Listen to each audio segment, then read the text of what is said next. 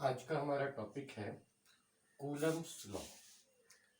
इससे पहले हमने पढ़ा है कि दो चार्जेज एक दूसरे को रिपेल करते हैं या दो चार्जेज एक दूसरे को अट्रैक्ट करते हैं। ये तो बात हुई डायरेक्शन की, लेकिन दो चार्जेज के बीच में लगने वाले फोर्स का मैग्नीट्यूड क्या होता है उसके बारे में इंफॉर्मेशन देता है कूलम्ब्स लॉ। सपोज दैट दो पॉइंट चार्जेज हैं Q1 और Q2 और इनके बीच की डिस्टेंस r है। तो कूलम्ब्स लॉ ये कहता है कि इनके बीच में जो लगने वाला फोर्स होता है वो इन दोनों चार्जेज के मैग्नीट्यूड के प्रोडक्ट के प्रोपोर्शनल होता है। किसके प्रोपोर्शनल होता है? दोनों चार्जेज के मैग्नीट्यूड के प्रोडक्ट का। यहां मैग्नीट्यूड की बात कर रहे हैं, यहां हम चार्जेज के साइन की बात नहीं कर रहे हैं। यहां जब भी हम कूलम्ब्स लॉ अप्लाई करेंगे चार्जेज का साइन कंसीडर नहीं करेंगे, हम क्या करेंगे? केवल उसका मैग्नीट्यूड कंसीडर करेंगे। और ये जो फोर्स होता है वो इन दोनों चार्जेज के सेंटर के बीच की जो डिस्टेंस होती है उस डिस्टेंस के इनवर्सली प्रोपोर्शनल होता है।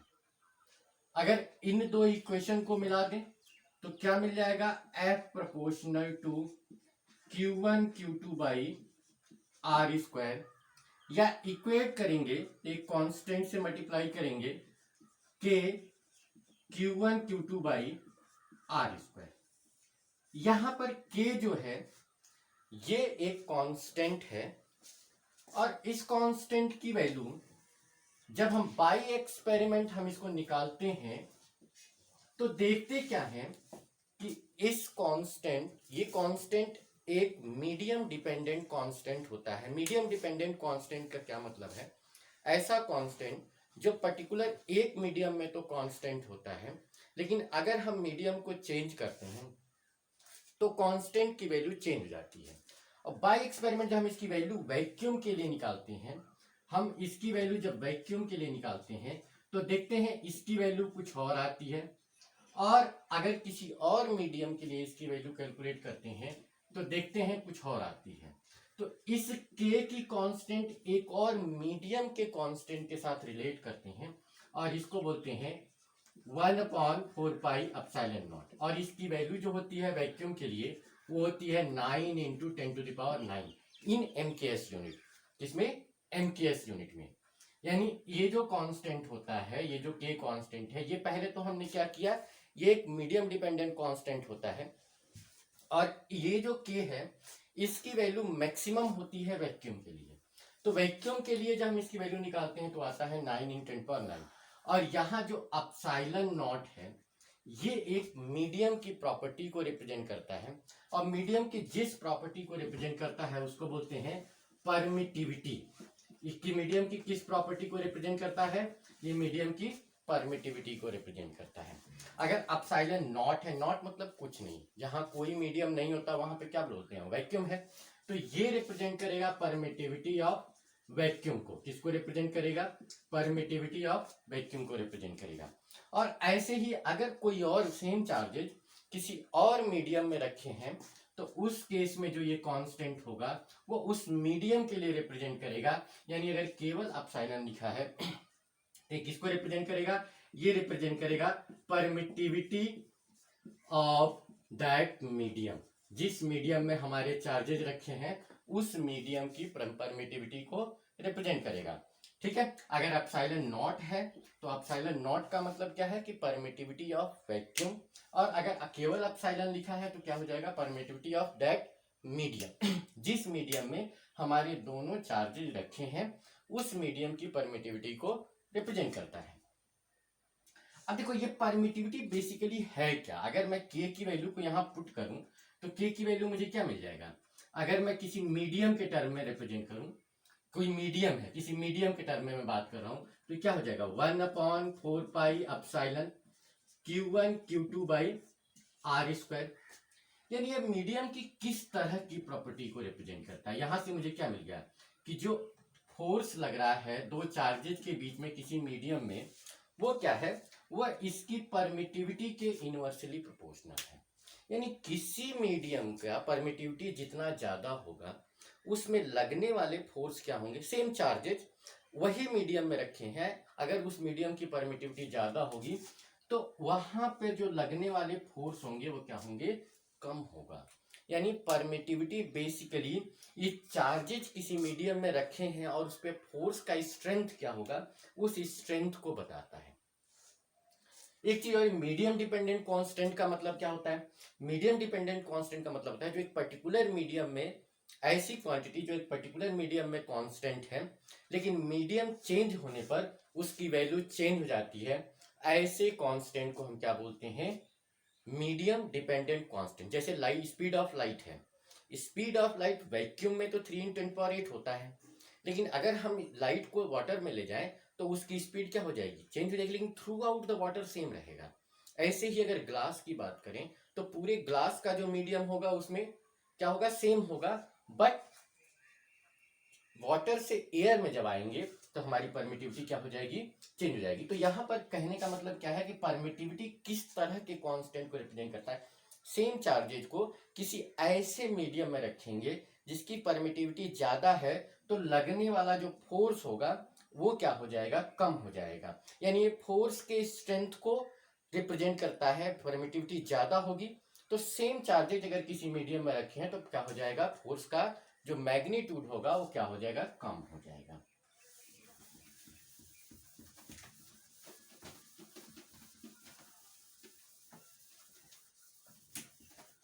अब बात करते हैं एक और कांस्टेंट की जिसको हम बोलते हैं dielectric constant. Dielectric constant या इसी को हम रिलेटिव परमिटिविटी बोलते हैं, रिलेटिव परमिटिविटी, इसी को हम रिलेटिव परमिटिविटी बोलते हैं। किसी मीडियम का जो डाइलेक्ट्रिक कांस्टेंट होता है वो उस मीडियम की परमिटिविटी और वैक्यूम की परमिटिविटी का रेशियो होता है।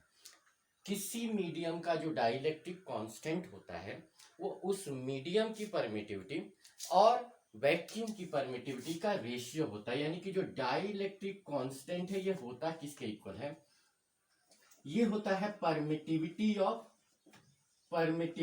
Of medium divided by permittivity of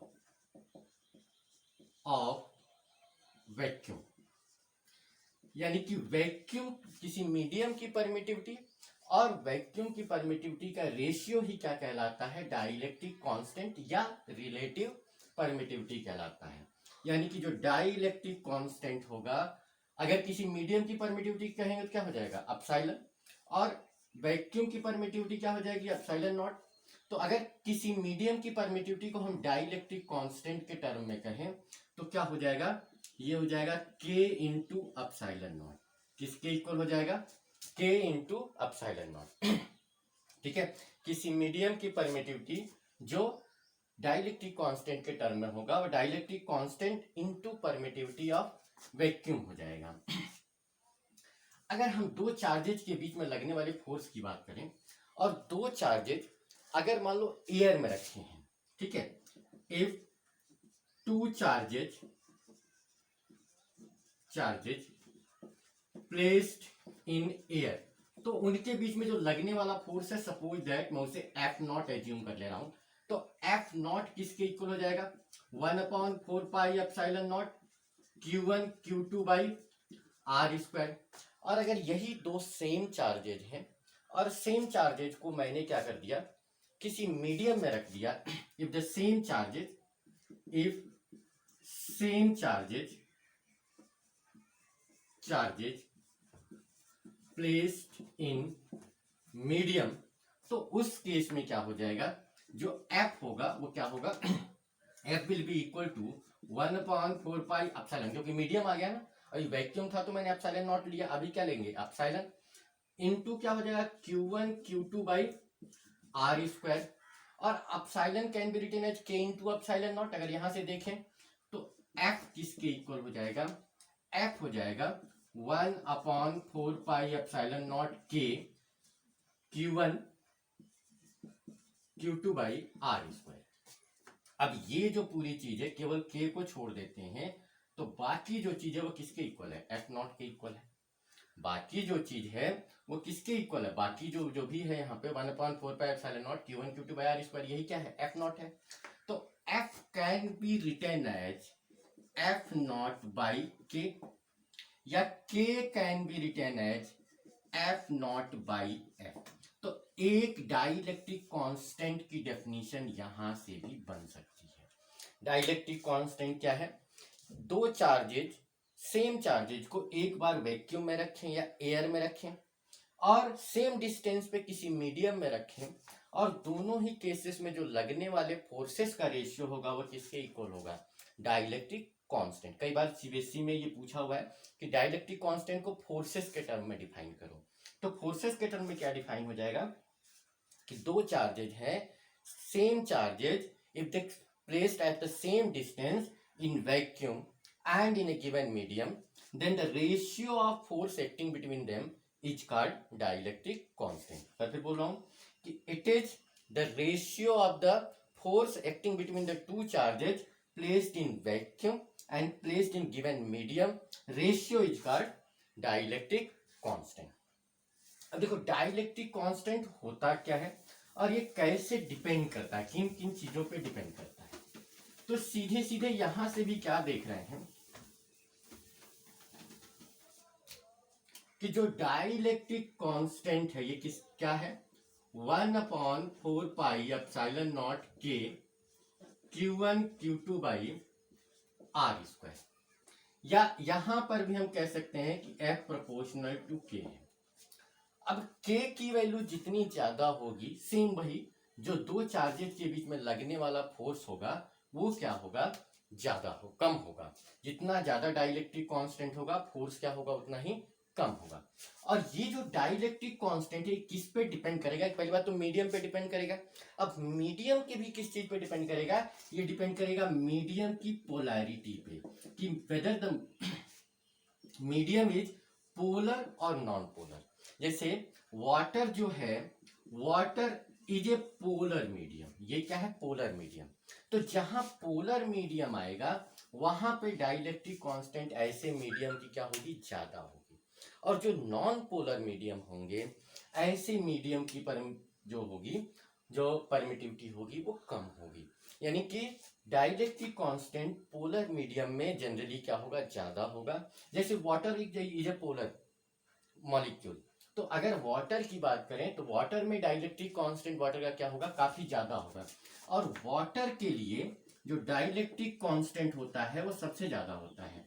water के लिए डाइलेक्ट्रिक कांस्टेंट की वैल्यू 81 होती है, ठीक है। वैक्यूम के लिए, वैक्यूम में तो कुछ भी नहीं है तो वैक्यूम के लिए के की वैल्यू 1 होती है। एयर के लिए भी 1 ही होती है। अगर हम माइका की बात करें तो इसकी वैल्यू 4 होती है, ठीक है।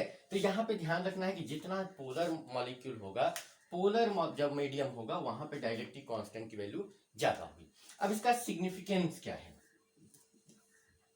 अगर मैं जैसे हम क्या देखते हैं कि जो आयनिक कंपाउंड्स होते हैं वो जो हम डिजॉल्व करते हैं वाटर में, तो वाटर में डिजॉल्व करते ही क्या हो जाते हैं, वो सब सोलुबल हो जाते हैं, घुल जाते हैं। और घुल जाते हैं ऐसा क्यों होता है, जैसे मैं एग्जांपल ले रहा हूँ NaCl का, तो NaCl क्या है, सोडियम आयन और क्लोरीन आयन से बना हुआ है। और इनके बीच में क्या लगता है, एक कूलम्स फोर्स लगता है। जो Coulomb's force strong force of attraction होता है पॉजिटिव और नेगेटिव के बीच में, वो स्ट्रॉन्ग फोर्स ऑफ अट्रैक्शन इनके बीच में एक्ट करता है और दोनों एक दूसरे से बंधे होते हैं। लेकिन गौर से देखो, अगर हम इसको वाटर में लेके जाएंगे तो जैसे ही वाटर में जाएगा, यहाँ पर क्या है, डाइलेक्ट्रिक कांस्टेंट 81 है। तो जो फोर्स दोनों चार्जेज आयंस के बीच में एयर में लग रहा था, वाटर में जाते ही वो फोर्स क्या हो जाएगा, 81 टाइम्स कम हो जाएगा। वाटर में जाते ही वो फोर्स 81 टाइम्स कम हो जाएगा। और चूंकि ये फोर्स 81 टाइम्स कम हो गया तो तुरंत क्या होगा, ये जो आयंस हैं इनके बीच में फोर्स बहुत कम हो गया, तो ये आयंस क्या हो जाएंगे, सेपरेट हो जाएंगे। क्योंकि फोर्स कम हो गया तो अब इनको ये अलग अलग करना आसान है। वो थोड़ा सा भी एनर्जी कहीं से मिल जाएगा, थर्मल एगिटेशन से या वाटर के जो एनर्जी होती है उससे मिल जाएगा। तो ये दोनों आयंस क्या हो जाएंगे, अलग अलग, यानी जो NaCl वो आयोनाइज हो जाएगा। और NaCl के आयोनाइज क्या हो जाएगा, ये वाटर में क्या हो जाएगा, डिजॉल्व हो जाएगा। तो इस तरह से रोल प्ले करता है हमारा डाइलेक्ट्रिक कांस्टेंट। ठीक है, याद क्या रखना है कि डाइलेक्ट्रिक कांस्टेंट किसी मीडियम की पोलैरिटी पे डिपेंड करता है। पोलर मीडियम के लिए डाइलेक्ट्रिक कांस्टेंट क्या होगा, ज्यादा होगा। नॉन पोलर मीडियम के लिए डाइलेक्ट्रिक कांस्टेंट कम होगा।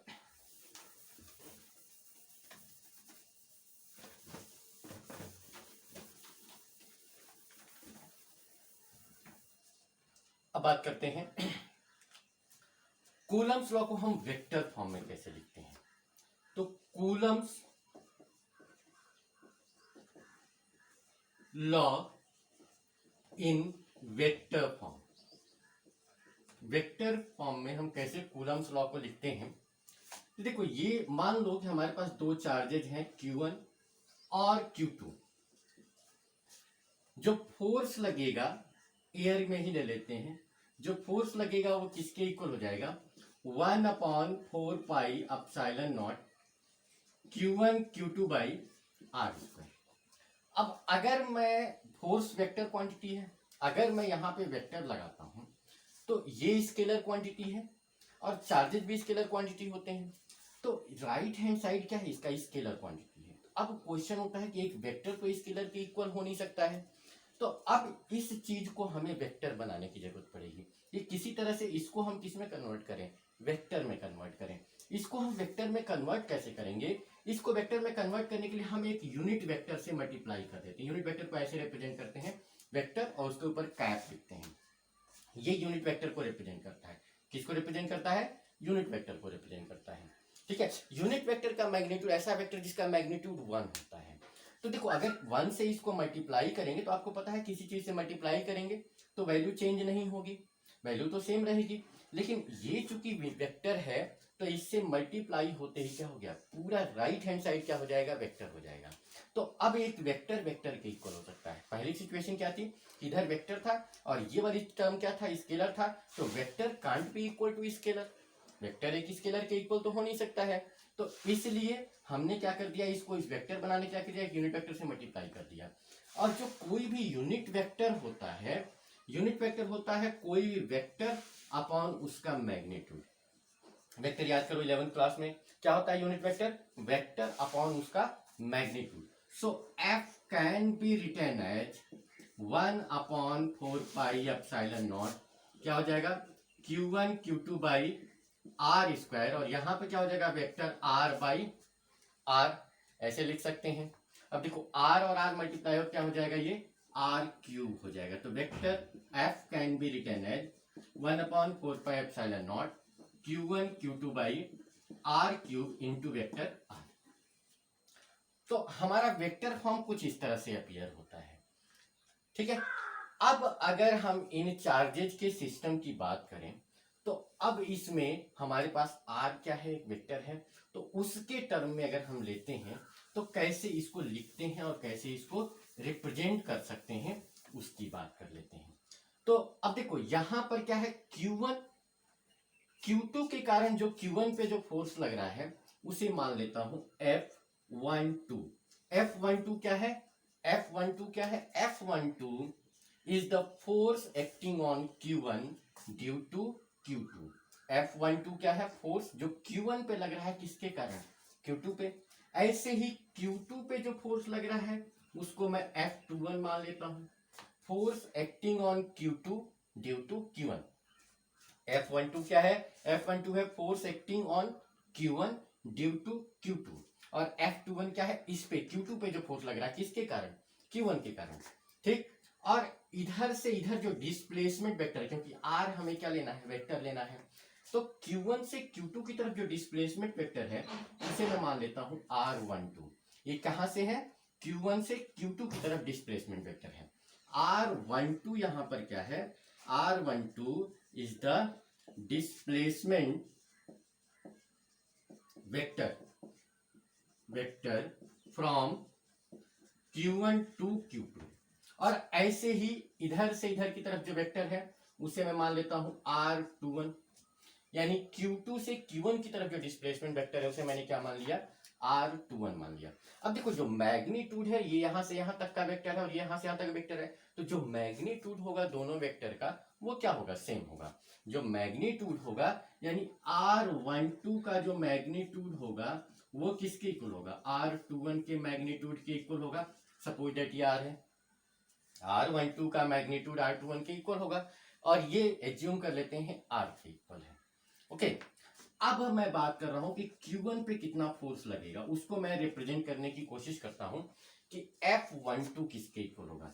तो फॉर्मूला क्या था, 1/4 pi epsilon naught Q1 Q2। अब देखो ये जो फोर्स है जो F12 है वो इस डायरेक्शन में लग रहा है, इधर की तरफ लग रहा है, इसकी डायरेक्शन क्या है, इधर की तरफ है।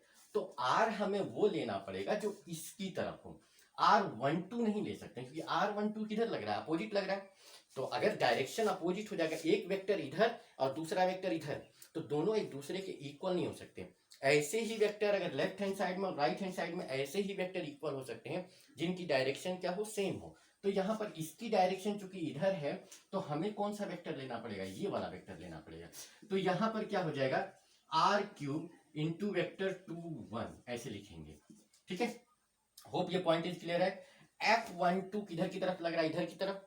तो हमें R कौन सा लेना है, क्योंकि लेफ्ट हैंड साइड क्या होना चाहिए, इक्वल तभी हो सकता है, दो वेक्टर इक्वल तभी हो सकते हैं जब उनके क्या हो, मैग्नीट्यूड और डायरेक्शन दोनों सेम हो।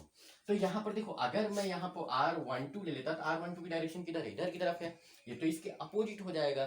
ठीक है, तो अपोजिट तो इक्वल हो नहीं सकता है। ठीक, यहाँ पर R1 जो R³ है, R जो है R21 या R12 के मैग्नीट्यूड के इक्वल है, तो चाहे तो आप यहाँ पे R21 का मैग्नीट्यूड रख सकते हैं, आप चाहे तो यहाँ पर ऐसे भी इसको रख सकते हैं, R21 का मैग्नीट्यूड का क्यूब लिख सकते हैं। ठीक है, क्योंकि ये क्या है, R क्या है, इसके इक्वल है। दैट इज नॉट नीडेड क्योंकि हमें सिंप्लीफाई करना है, हमें इसको कॉम्प्लिकेटेड नहीं बनाना है। तो मैं केवल इसको R³ ले रहा हूं। ध्यान रखना R³ क्या है, R21 के मैग्नीट्यूड के इक्वल है। ऐसे ही अगर F21 में लिखूं तो F21 किसके इक्वल हो जाएगा, 1/4 pi epsilon naught Q1 Q2 बाई R³ और F21, तो F21 इधर की तरफ है तो हमारा R कौन सा जाएगा होगा, जो उसकी तरफ होगा, तो उसकी तरफ कौन सा है, R12 है। अब एक चीज और यहां ध्यान रखना है कि जो ऐसे वेक्टर जिनका मैग्नीट्यूड इक्वल होता है और डायरेक्शन अपोजिट होता है, ऐसे वेक्टर नेगेटिव वेक्टर कहलाते हैं। ऐसे वेक्टर क्या कहलाते हैं, नेगेटिव वेक्टर। तो यहाँ पे गौर से देखो R12 और R21 का मैग्नीट्यूड तो इक्वल है, दोनों R के इक्वल है, लेकिन डायरेक्शन R12 किधर है और R21 किधर है। तो दोनों का R12 और R21 ये दोनों का मैग्नीट्यूड आपस में इक्वल है, लेकिन डायरेक्शन दोनों की क्या है, एक दूसरे के अपोजिट है। और ऐसे वेक्टर क्या कहलाएंगे, नेगेटिव वेक्टर कहलाएंगे।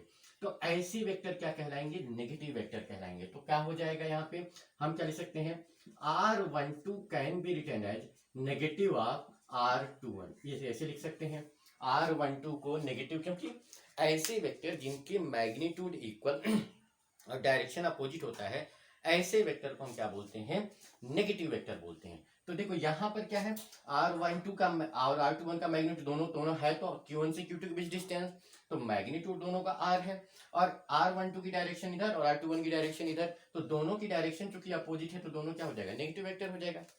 अब इसको मैं चाहूं तो ऐसे लिख सकता हूं, 1/4 pi epsilon naught Q1 Q2 बाई R³ और R12 की जगह पे क्या लिख सकते हैं, -R21। कहां से लिख रहे हैं, इस जगह से लिख रहे हैं, इस पॉइंट से लिख रहे हैं R12 इज इक्वल टू।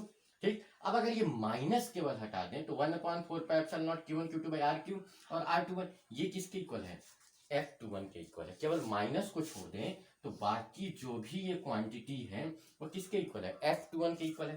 तो you can write here that F21 equal to minus of F12। ठीक, ये बड़ा इंपॉर्टेंट कंक्लूजन निकलता है हमारा वेक्टर फॉर्म से। वेक्टर फॉर्म से ये बड़ा इंपॉर्टेंट कंक्लूजन निकलता है, क्या दिख रहा है ये माइनस, फिर वही जो वेक्टर माइनस कौन से होंगे, जिनकी मैग्नीट्यूड इक्वल होगा और डायरेक्शन क्या होगा, अपोजिट होगा। ऐसे ही वेक्टर क्या हो सकते हैं, नेगेटिव हो सकते हैं। तो यहाँ पर F21 और F12 का मैग्नीट्यूड क्या होगा, इक्वल होगा। यानी कि अगर दो चार्जेज है और डिपेंड नहीं कर रहा है कि वो कितना उसका मैग्नीट्यूड है। मान लो 1 कूलम का एक चार्ज है और एक यहाँ 1000 कूलम का चार्ज है। Suppose that one charge is of 1 coulomb and 1000 coulomb. तो 1 कूलम, देखो मैग्नीट्यूड क्या है, दोनों का बराबर है और डायरेक्शन क्या है, अपोजिट है। तो 1 कूलम वाला जितना फोर्स 100 कूलम पे अप्लाई करेगा उतना ही फोर्स 100 कूलम वाला 1 कूलम पे अप्लाई करेगा। डजंट मैटर कि इंडिविजुअल क्या है, उनके मैग्नीट्यूड क्या है। ठीक है, 1 कूलम वाला फोर्स जितना फोर्स अप्लाई करेगा 1000 कूलम पे उतना ही क्या करेगा, 1000 कूलम वाला फोर्स अप्लाई करेगा किस पे, 1 कूलम पे। तो कोई भी दो पेयर ऑफ चार्जेज हैं तो उनके बीच में जो एक दूसरे पे जो लगने वाला फोर्स होता है वो हमेशा इक्वल और अपोजिट होता है। ठीक है, डजंट मैटर कि एक इंडिविजुअल फोर्स का मैग्नीट्यूड क्या है, इस पे डिपेंड नहीं करता है। ठीक है, दो पेयर ऑफ चार्जेज हैं तो एक चार्ज जितना दूसरे पे फोर्स अप्लाई करेगा उतना ही दूसरे वाला क्या करेगा, पहले वाले पे फोर्स अप्लाई करेगा। हमारा क्या कंक्लूजन निकला था, ये कंक्लूजन निकला था। और यहां से देखो एक इसका सिग्निफिकेंस क्या है, what is significance of vector form. Vector form का अपना सिग्निफिकेंस क्या है। तो देखो वेक्टर फॉर्म का पहला सिग्निफिकेंस तो यही है कि ये क्या करता है, मैग्नीट्यूड के साथ साथ डायरेक्शन के बारे में बताता है। जहां हमारा जो scalar form of Coulomb's law है वो तो केवल मैग्नीट्यूड के बारे में बताता है, तो ये मैग्नीट्यूड के साथ साथ क्या करता है, ये डायरेक्शन के बारे में बताता है।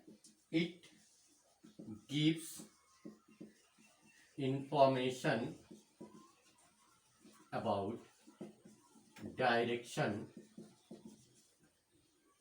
ऑफ फोर्स, फोर्स के बारे में डायरेक्शन के बारे में इंफॉर्मेशन देता है।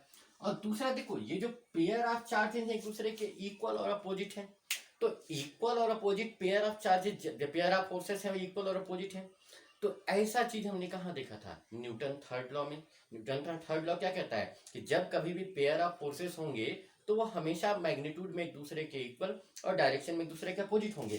तो साथ साथ ये न्यूटन थर्ड लॉ को भी क्या करता है, वेरीफाई करता है, verifies Newton's third law also. ठीक है, it verifies Newton third law also.